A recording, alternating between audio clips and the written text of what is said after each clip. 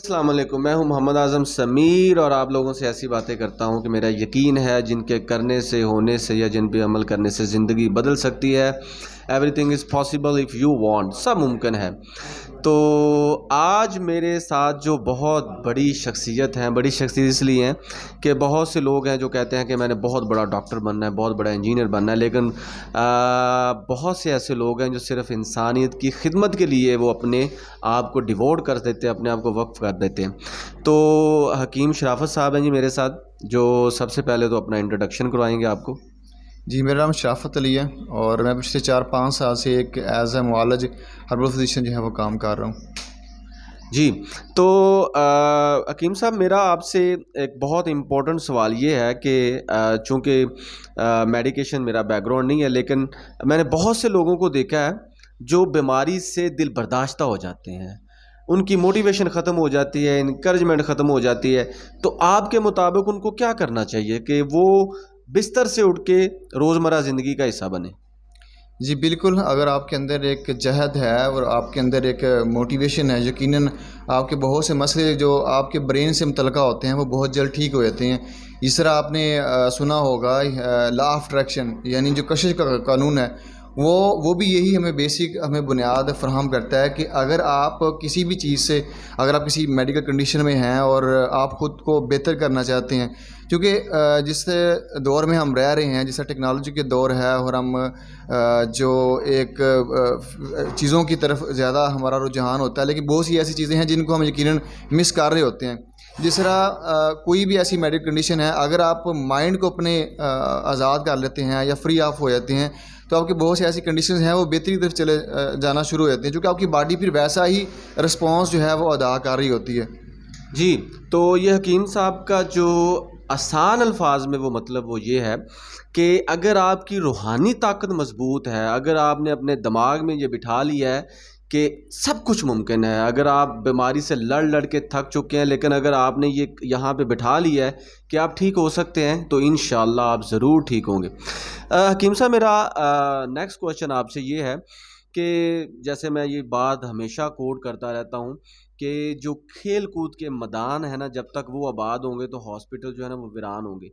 तो इनके अलावा आपके ख्याल में कौन सी ऐसे चीज़ें हैं कि एक बंदा जो बिल्कुल एक बीमारी से परेशान हो चुका है और वो समझता है कि वो ठीक नहीं होगा, जैसे आपने बताया कि उसने दिमाग में बिठा लिया है, तो कौन से ऐसे मुहर्रकात हैं या मोटिवेशंस हैं या ऐसी इंकरेजमेंट है कि वो करे तो वो ठीक हो जाए? जी, बिल्कुल, बड़ी अच्छी बात आपने की, चूँकि अभी जो जिस तरह साइंस और टेक्नोलॉजी ने तरक्की की, बहुत से लोग ख़ास तौर पर नफ्सियात के ऊपर बहुत ज़्यादा परेशान हुए हैं। उसकी सबसे बड़ी वजह ये है कि जो मेरे ये ज़ाती मुशाहदा भी है, और चूँकि जो मैं मरीज़ों को देखता भी हूँ, तो ज़्यादा उनमें नफ्सियाती इश्यूज़ आ रहे होते हैं डिप्रेशन के हवाले से। उसमें ऐसा है कि अगर आप एक ही जगह पे मुक़य्यद रहते हैं, अपने माइंड को एक ही जगह पे रखते हैं, तो यकीनन बहुत से ऐसे आपके इश्यूज़ बॉडी में पैदा होना शुरू हो जाते हैं, चूँकि आपकी थाट्स ही कुछ इस तरह की हो जाती हैं।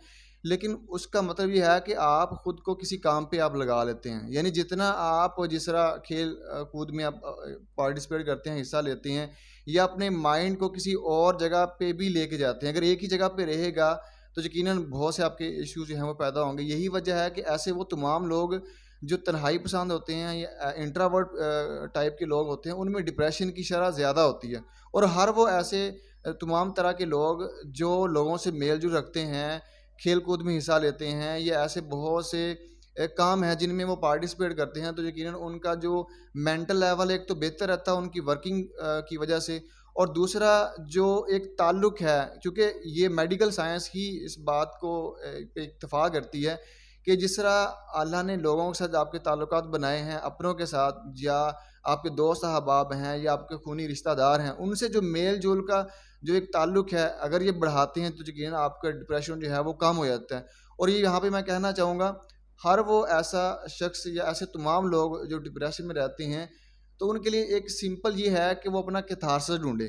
कैथारसिस का मतलब ये होता है कि वो अपने आप खुद को नॉर्मल करें। किसी के लिए कैथारसिस या खुद को नॉर्मल करना ये हो सकता है कि वो किसी के लिए टीचिंग कैथारसिस हो सकता है, वो टीचिंग करते हैं, अपने आप को नॉर्मल कर लेते हैं। किसी के लिए कैथारसिस ये हो सकता है कि बाँटना किसी के लिए कैथारसिस हो सकता है। किसी के लिए कैथारसिस ये हो सकता है कि किसी जो फ्री ऑफ जगह है, जिस तरह विज़िट के लिए निकल जाते हैं या सैर के लिए निकल जाते हैं, उनके लिए ये कैथारसिस हो सकता है। बाद लोगों के लिए ये देखा गया है कि उनके लिए कैथारसिस जो है वो जानवर पालना भी हो सकता है। बहुत से ऐसे लोग जो जो डिप्रेशन में रहते हैं, देखा गया है कि उनको जब वो जानवर वगैरह पालते हैं तो उनका डिप्रेशन कम हो जाता है। और ये कंसेप्ट भी है कि बाद लोग जिस तरह जो है वो चूज़े पालना, या बाद लोग कुत्ता जो है वो रखते हैं वो पालना, यानी कोई ऐसी हॉबी को अपनाना भी आपके लिए कैथारसिस हो सकता है।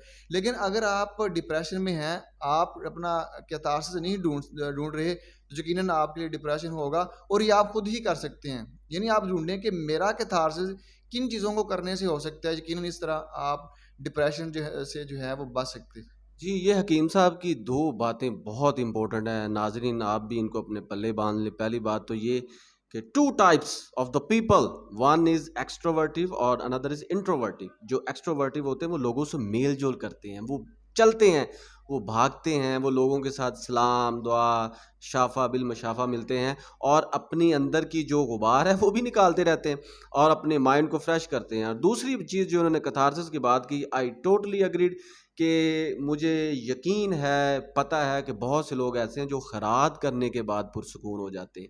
ये ऐसे ही है कि जैसे एक शख्स भाग रहा है और उसको आराम करने के लिए एक जगह मिलती है और वो उसका कैथारसिस है। तो डॉक्टर साहब हकीम साहब, एक आखिरी बात मैं आपसे पूछूँगा कि अगर मैं आपसे कहूँ कि कौन-सा ऐसा एक एक फ़िक्रा है या एक एक ऐसा सेंटेंस है जो आपको लगता है कि आप लोगों से शेयर करेंगे तो वो ज़िंदगी से लड़ना शुरू कर देंगे, अपनी हार से लड़ना शुरू कर देंगे और जीत की तरफ आ जाएँगे, तो वो कौन-सा फ़िक्रा है? जी, वो सबसे बड़ा जो फ़िक्रा है वो होप है। अगर आपको होप है, उम्मीद है, यकीन है, चूँकि इस पे बहुत सा कंटेंट भी अवेलेबल है कि यकीन की ताकत। अगर आपको यकीन है, कोई भी किसी भी कंडीशन में आप झेल रहे हैं, किसी मेडिकल कंडीशन से आप झेल रहे हैं, आप पुख्ता आपको यकीन है, तो यकीनन आप थोड़ी-सी कावश करके उस तकलीफ़ से जो है वो हमेशा-हमेशा के लिए वो जो है वो निकल सकते हैं। जी, बिल्कुल ठीक कहा। ये बहुत अच्छी बात है, याद रखिएगा खुद ही के मन में डूब के पा जा सुरागे ज़िंदगी, अगर तू मेरा नहीं बनता ना बन, अपना तो बन। उम्मीद पैदा करें और ये वही उम्मीद है जिसका मैं बार-बार ज़िक्र करता हूँ कि ज़िंदगी बदल सकती है, everything is possible if you want. तो नाज़रीन, अगर आज आपको एक हमारे साथ जो बहुत बड़ा स्टार हैं और इंसानियत की खिदमत करने वाली एक शख्सियत हकीम शराफ़त अली साहब, उनकी बातों से अगर आप महज़ूज़ हुए हो या कोई बात अच्छी लगी हो, तो इस चैनल को ज़रूर सब्सक्राइब करें क्योंकि मेरा मानना है कि ज़िंदगी बदल सकती है if you want. Thank you so much.